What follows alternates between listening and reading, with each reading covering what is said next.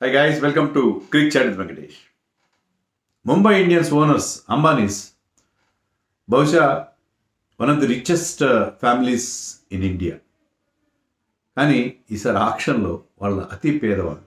ఎందుకంటే మిగతా టీమ్స్ కనీసం 10-15 కోట్లైనా వాళ్ళ చేతిలో ఉన్న మినీ ఆక్షన్లో పార్టిసిపేట్ చేశారు. వీళ్ళ దగ్గర అంతకంటే తక్కువ అమౌంట్ 2.7 crores మాత్రమే ఉంది. అంటే చిల్లర ఏమాత్రం అనుకున్న ప్లేయర్స్ ఎవ్వరు రారు. ఏదో అడుగు పొడుగుతో సరిపెట్టుకోవాలన్న పరిస్థితి. సో అలాంటి సిచ్యుయేషన్ నుంచి I think still they have done a decent job. వాళ్ళకి ఒక ఇంపార్టెంట్ అంటే 5 వేకెన్సీస్ ఉన్నాయి వాళ్ళకి, 4 ఇండియన్ ప్లేయర్స్, ఒక ఫారిన్ ప్లేయర్. సో దాంట్లో వాళ్ళు ఉన్నంతలో చాలా మంచి పెర్ఫామ్ చేశారు. ఎందుకంటే వాళ్ళ ఫస్ట్ 11 చాలా బాగుంది. వాళ్ళకి ఆల్రెడీ కొన్ని మంచి బ్యాకప్స్ కూడా ఉన్నాయి. ఏంటంటే just fill in the blanks లాగా కావాలి, వాటిని చక్కగా వాళ్ళు సమకూర్చుకోగలిగారు. They should be happy with the option. Particularly వాళ్ళు ఒక్కరిని టార్గెట్ పెట్టారు. ఆ టార్గెట్ని వాళ్ళు అచీవ్ చేసుకోగలరు with minimum fuss. So that is the case. They must be very happy. వాళ్ళు యాక్చువల్గా అది సెన్స్ ఆఫ్ హ్యూమర్ అనుకోవాలో, ఆకాశం అనేది, లేకపోతే వాళ్ళ లాయల్టీ ఫ్యాక్టర్ అనుకోవాలో, కానీ ఫస్ట్ సెట్లోనే క్యామరన్ గ్రీన్ పేరు వచ్చినప్పుడు అందరికంటే ముందు ప్యాడిల్ లేపింది ఆకాశ్ అంబానీ. మంచి స్మైల్తో ప్యాడిల్ లేపాడు. కానీ తర్వాత దాన్ని కంటిన్యూ చేయలేదు అనుకోండి. ఎందుకంటే అది స్టార్టింగ్ ఫిగర్ అతను 2 crores, అది ఉన్నది 2.7 crores. సో ఈ cannot continue the bidding. So 2 crores లేపాడు. ఈ స్టార్టెడ్ ఇట్ అండ్ అది జస్ట్ అదేదో సరదా కోసం కాదు. తర్వాత అతను చెప్పింది ఏంటంటే, మాకు ఆడాడు గతంలో క్యామరన్ గ్రీన్, మాకు లాయల్టీ ఉంటుంది కదా, మేము ఎప్పుడు పాత ప్లేయర్స్ని ఎప్పుడు గౌరవిస్తాం, అందుకని అతన్ని స్టార్ట్ చేసాం. ఒకవేళ బై ఎనీ ఛాన్స్ దొరుకుతారు కదా, దొరికితే అద్భుతంగా ఉంటుంది అన్నట్టుగా మేము స్టార్ట్ చేసామని చెప్పాడు.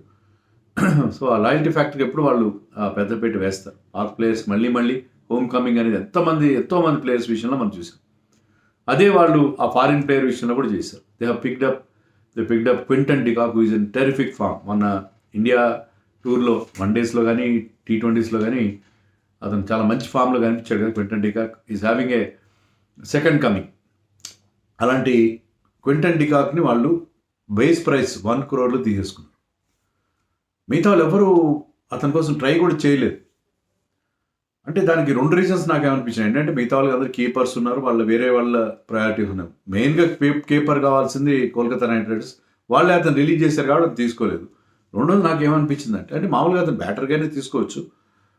ముంబై ఇండియన్స్ అతని మీద టార్గెట్ పెట్టారు కాబట్టి వాళ్ళకి అడ్డు రావడం ఇష్టం, మిగతా వాళ్ళు ఇష్టపడరు. ఎందుకంటే they don't want to rub them on the wrong side. Ambanis విషయంలో జాగ్రత్తగా ఉంటారేమో అని అనిపించింది. దట్ కుడ్ బి నా ఫీలింగ్, అలాగే అనిపించింది. ఎందుకు వచ్చిన బాధ వాళ్ళతో పెట్టుకోవడం ఎందుకని, వాళ్ళు they wanted him. So let them have him at the base price అని చెప్పి వదిలేశారేమో అని అనిపించింది నాకు. What ever they got Quinton de Kock. తర్వాత వాళ్ళు చెప్పింది ఏంటంటే, క్వింటన్ డికాక్ మేము ఎందుకు తీసుకున్నాం, ర్యాన్ రికల్టన్ ఉన్నాడు మా దగ్గర, కానీ ఎందుకు తీసుకుని, రాబిన్ మించ్ కూడా ఉన్నాడు కీపర్, కానీ ఎందుకు తీసుకున్నాం అంటే వాళ్ళ టైటిల్ విన్నింగ్ టీంలో వాళ్ళు రోహిత్ శర్మ, క్వింటన్ డికాక్ మంచి కాంబినేషన్, వాళ్ళిద్దరి మధ్య మంచి కెమిస్ట్రీ ఉంది, వాళ్ళిద్దరు కలిసి బాగా ఆడతారు, అందుకని వీ వాంటెడ్ హిమ్ బ్యాక్ అని చెప్పి వాళ్ళు చెప్పడం జరిగింది. సో ర్యాన్ రికల్టన్ ఆటోమేటిక్గా అతను will go in to the background. Even south African టీంలో కూడా ర్యాన్ రికల్టన్ ఆడట్లేదు ఇప్పుడు రెగ్యులర్గా. క్వింటన్ డికాక్ రెగ్యులర్గా ఆడుతుంది కీపర్ బ్యాట్స్మెన్గా. సో వాళ్ళకి అది కలిసి వచ్చింది. తర్వాత they tried for some certain players, ముఖ్యంగా కీపర్ బ్యాట్స్మెన్ కోసం కొంతమంది కోసం వెళ్ళారు, కానీ వాళ్ళ దగ్గర అమౌంట్ లేదు కదా, ఏం చేస్తారు. మిగతా వాళ్ళు ట్రై చేశారు కానీ రాలేదు. But still they picked up some useful players like Danish Malewar అని player, thing is from Maharashtra, Vidarbha. అతను చాలా మంచి బ్యాటర్గా ఉన్నాడు. బేసికలీ రెడ్ బాల్ ప్లేయర్, చాలా మంచి రికార్డు ఉంది అతనికి, కొద్ది యంగ్స్టరే. సో అతను ఏంటంటే అతన్ని వాళ్ళు గ్రూమ్ చేస్తారు. మనం చూస్తాం కదా, వాళ్ళు అశ్విని కుమార్ని కానీ, గతంలో తిలక్ వర్మ కానీ, నమంద్ ధీర్, నెహాల్ వడేర్, వాళ్ళకున్న రిసోర్సెస్, వాళ్ళకున్న ట్రైనింగ్ ఫెసిలిటీస్తో వాళ్ళని సానబట్టిన వజ్రాలుగా తయారు చేస్తారు. మామూలు ఒక అన్కట్ డైమండ్ లాగా తీసుకుని దాన్ని సానబెట్టి ఒక పర్ఫెక్ట్ డైమండ్గా, వెల్ కట్ డైమండ్గా తయారు చేస్తారు వాళ్ళు. సో అది అందుకని వాళ్ళు they picked up players Danish Malewar. Mohammed Izhar అని చెప్పి ఒక బౌలర్ ఉన్నాడు, అతను కొత్త కరాడు కానీ లెఫ్ట్ ఆర్మ్ సీమర్. అతను బాగా పర్ఫామ్ చేస్తాడు. ఇప్పుడిప్పుడే యంగ్స్టర్, అది 21-22. సో అతని మీద కూడా వాళ్ళు హోప్స్ పెట్టారు. సో అతన్ని కూడా వాళ్ళు తయారు చేసే ప్రయత్నంలో ఉన్నారు. And they picked up Atharva Ankolekar. ఇతను చాలా ఇంట్రెస్టింగ్ ఉన్నాడు. ఎందుకంటే I think is from Maharashtra, Mumbai అనుకుంటా పర్సన్.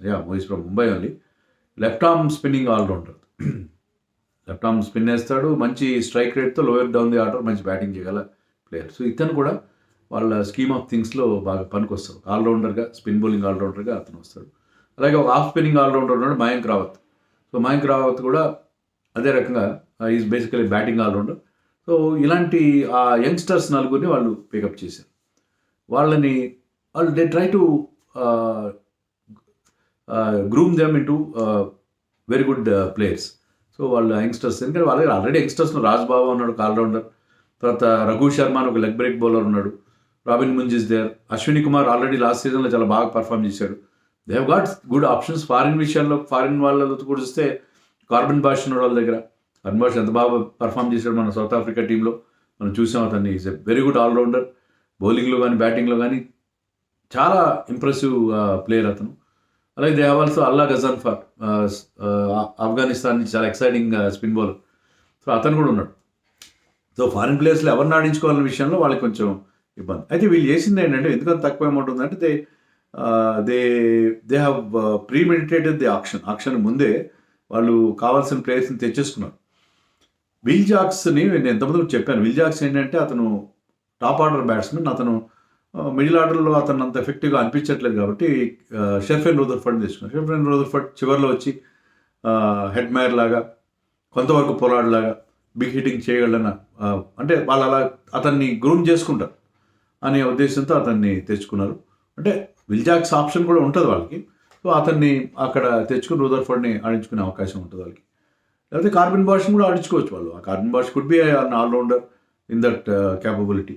సో అతను కూడా మంచి బ్యాటింగ్ చేయగలడు. సో వాళ్ళకి ఆప్షన్స్ పెట్టుకున్నారు అన్నమాట. ఆప్షన్స్ పెట్టుకుని అతన్ని తెచ్చుకున్నారు. వాళ్ళు డికాక్ ఫెయిల్ అయినా, రికెల్డన్ ఫెయిల్ అయినా కూడా వాళ్ళ ప్లేస్లో విల్ జాక్స్ని ఓపెనర్గా కూడా పంపచ్చు. So they got plenty of options. So అందుకని అతన్ని వాళ్ళు తెచ్చుకోవడం చూసాం. అలాగే షార్దుల్ ఠాకూర్ని దీపక్ చహార్కి అతనికి రీప్లేస్మెంట్గాను లేకపోతే బ్యాకప్గా తెచ్చుకున్నారు. షార్దుల్ ఠాకూర్ ఇది లోకల్ ముంబైకర్. సో అతనికి వాంఖడే పిచ్ గురించి బాగా క్షుణ్ణంగా తెలుసు.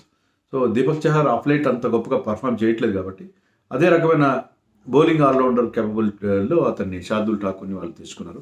అలాగే వాళ్ళు మయాంక్ మార్కండేని కూడా తెచ్చుకున్నారు. సో స్పిన్ బౌలర్స్ ఎవరు పెద్దగా ఆక్షన్లో కూడా వచ్చే అవకాశం లేదు కాబట్టి విఘ్నేష్ పొత్తూరు విషయంలో వాళ్ళు they might not be that much excited.